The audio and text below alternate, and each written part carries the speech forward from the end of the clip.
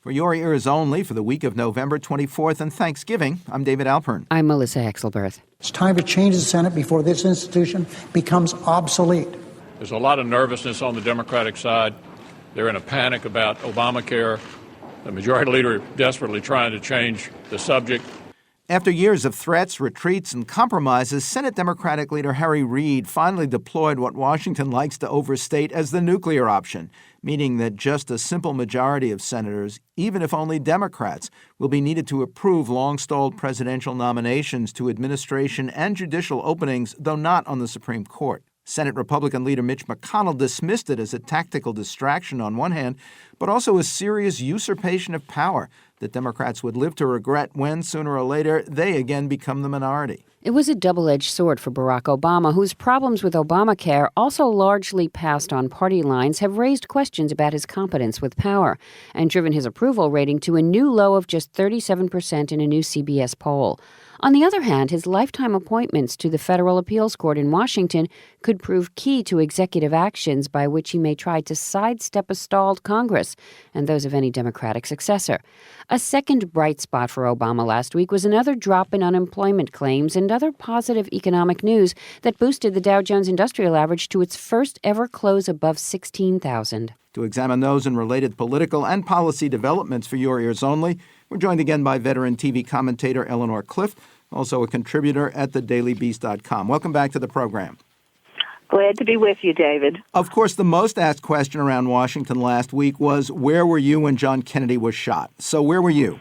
That was the year I was hired as a secretary to the National Affairs editor for Newsweek magazine in New York. And the assassination happened on a Friday, which is the day that the magazine normally did most of the writing. And my then boss, Lester Bernstein, told everybody to go home and do their immediate grieving and come back, and we put out the magazine a day later. And I was quite taken by the professionalism I saw amidst the grief that everybody felt. Kennedy's greatest achievement may have been ignoring his generals to avoid nuclear war over Soviet missiles in Cuba. Will Obama and the Democrats regret their nuclear option because of even more GOP opposition now, or a reversal of fortune in future elections? The feeling is that if the Republicans do get power, gain control of the Senate next year, and they have a good chance of doing that because they're only defending 14 seats and the Democrats are defending 21, that they would move and take this step themselves. And so I think the Democrats came to the conclusion that the next 3 years of the Obama administration would be essentially, paralyzed if this continued, where you can't get anyone through without 60 votes. And the federal court here in Washington will be ruling on probably future challenges to Obamacare and some of the regulatory things that the president is going to try to do to advance his agenda. So this is about, pure power and politics. And I think, Democrats are cheering their leader for finally taking this step. They may live to regret it, but I think there is a sense that if you win the presidency, you ought to be able to get your own people in place. To the degree that even last week's limited nuclear option may aid the next Democratic president, talk about the complex relationship between Obama, former President Bill Clinton, and maybe would-be President Hillary Clinton. First, how much does Obama still need Bill or remain vulnerable to him? Well, I think Bill Clinton is popular. Barack Obama isn't. Bill Clinton is a inveterate campaigner. You have the midterms coming up, a year from now. And I think that the former president could be helpful in many ways. And Bill Clinton has a stake in President Obama's success because the better Obama does, the better position he would basically do in a handover to Hillary Clinton, who now seems to be the favorite Democrat to run in 16. So these three people are very intertwined. Every step each one of them takes can have an impact on the other. And while there are simmering tensions certainly between the staffs, the Obama people and the Clinton people, the three major players here are all grown-ups, and they're mindful of, I think, of how much they need each other, and they will be operating over the next 3 years with that foundation from where they operate from. But we have Joe Biden waiting in the wings.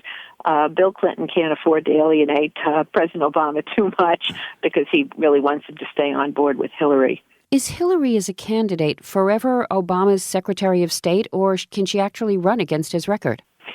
She's going to have to figure out ways to define herself apart from her husband's years in the White House and Barack Obama. I quoted one person in an article I wrote for the Daily Beast saying, for Hillary, this is like a romance novel. She's caught between her two men.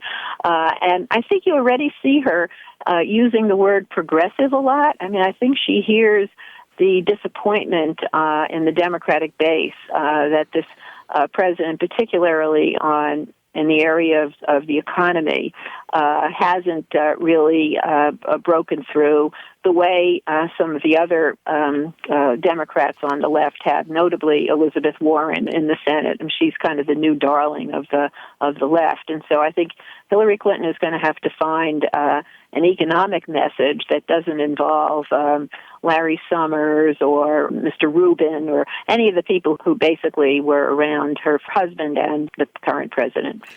Before we get to 2016, on the other side of the aisle, we saw a moderate Republican beat a Tea Party candidate for Congress in Alabama, and divisions among Republican governors over which ones bought into Obamacare for their states, including New Jersey's Chris Christie, their new chairman. What does that mean for his presidential prospects? Frankly, the definition of the word moderate has been wildly expanded. The Alabama race, I mean, kind of the joke is the person who won at least thinks President Obama was born in this country. Governors, in particular, can't afford to be that ideological when it comes to providing health insurance for their constituents. And the Medicaid expansion would do that. I mean, Ohio Governor John Kasich was the most emotional about it, really, basically saying he's a Roman Catholic and there's social justice is involved. And while he doesn't like Obamacare, he couldn't deny the people in his state. And I think Governor Christie does have sort of the magnetism of personality that can cover up a lot of differences. And did I hear correctly that House Speaker John Boehner not only signed up for Obamacare on the Washington Internet Exchange, but also said that immigration reform was not dead? With new reports now saying many illegals are less concerned with citizenship than just legal status to stay and work, do we see compromise ahead?